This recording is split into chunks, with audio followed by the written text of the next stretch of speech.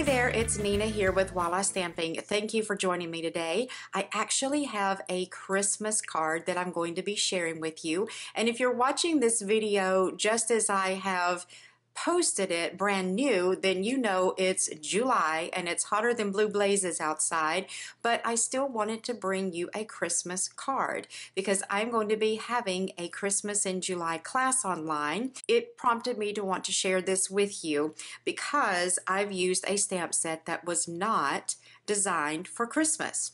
So here's the question that I have for you. Do you ever have a stamp set that you don't use very often because you have trouble finding ways to use the stamp sets that you already have for different occasions? Well, I've created this Christmas card to share with you today, and it was made using a very ordinary everyday stamp set. This is a new one in the catalog called Pop of Petals. And at first glance, if you look at this, you are not going to think Christmas. But I want to encourage you to see the potential that is in the stamp sets that you already have in your craft room and use them in not so obvious ways. So this is not only going to stretch the use of what you already have, but it's also going to get you more bang for your buck and extend the life of your stamp sets. And what I was after with this stamp set is, or with this card, I should say, is I wanted a flower that had larger individual petals. And when I saw this one right here, I knew that this was the perfect choice for this card. So let's go ahead and get started making this. I'm going to share first of all with you all of the paper products that you're going to need to create it. So I'm going to be starting out with my Whisper White, and this is the thick Whisper White. I've got a piece here that is 5.5 by 8.5. I just scored and folded it at 4 1/4. So this is your basic card base. Then I have another piece that I've cut to 5 1/4 by 4, and then I've just got a scrap piece here that was left over from when I was doing my trimming for this card.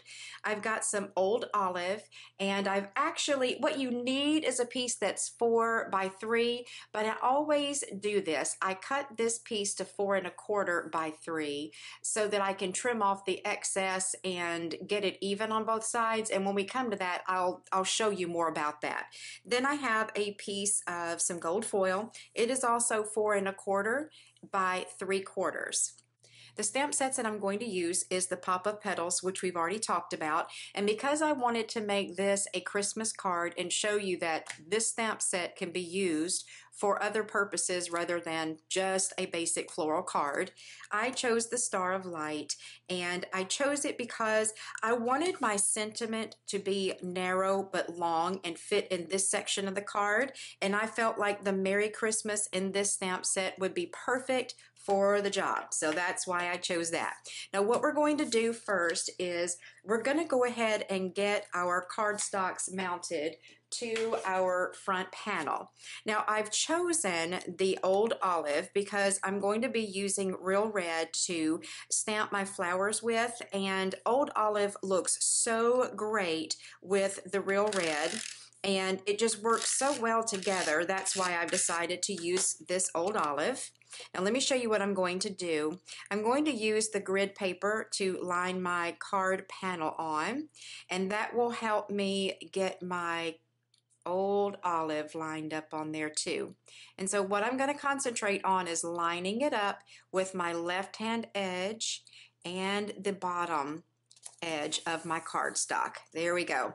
Now I'm going to take my gold foil, and I wanted this card to have a little extra bling. Not that you can really even see the gold foil a whole lot, but it does give it a little bit of shine. And if you know me very well at all, you know that I love things that have shimmer or shine or glimmer or sparkle. So that's why I chose to put some of the gold on there.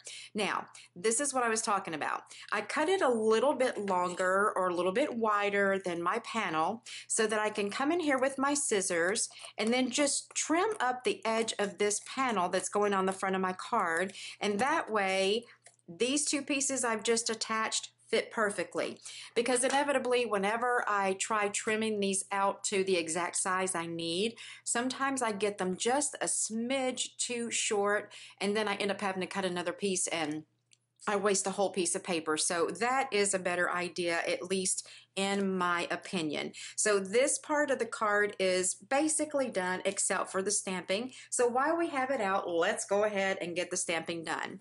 I'm going to be using my Memento Tuxedo Black ink. And I have Merry Christmas on my block here. And what I'm wanting to do with this is I want to stamp it pretty much in the center of this Whisper White area. So I'm just going to lay that down right there, get this lined up, and stamp that straight down. Perfect. What I have out now is my scrap of Whisper White, and I have my floral stamp. I've got my Old Olive ink and my Real Red ink. Now what I've done is, because I'm going to be using a punch to punch this out, and the flower fits inside the punch out a certain way, I've written top on the back of my stamp so that I know which way to stamp it so that it's going to be easy to punch out. So I'm going to be stamping 3, or actually I take that back. I'm going to be stamping 6 in Real Red. And I chose Real Red ink because I feel like it best represents a poinsettia. And I know that poinsettias come in other colors besides red, but red is typically the most traditional. So that's what I went with. And basically what I'm doing is stamping around the outside edge so that it'll be easier for me to punch. So I did 6 in the Real Red. Now I'm going to do about 3 in the Old Olive. And you're thinking to yourself, Old Olive? Why is she using Old Olive? Well, that's because I'm going to use it as leaves. So are you starting to see how you can take something as simple as a flower image and use it for other purposes? So not only is this flower going to serve the purpose of making my poinsettia, it's also going to serve the purpose of creating some leaves in the background. Now the stamp, or the punch is called the 4-petal punch, and it actually comes in a bundle with this stamp set. And I think that this is just perfect for the purpose that we're using it for today. So I'm going to just go ahead and get all of these punched out.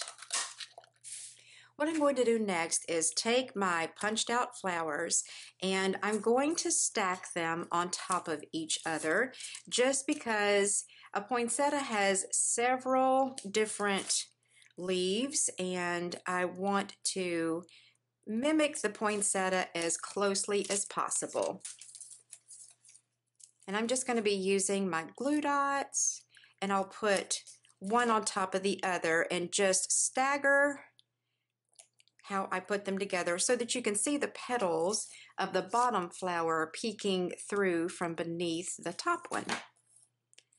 Then I'm going to take the green Old Olive ones that I punched out, and I'm just going to cut these in half,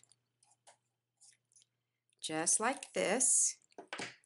And then I will take glue dots again and attach those to the back of my flowers.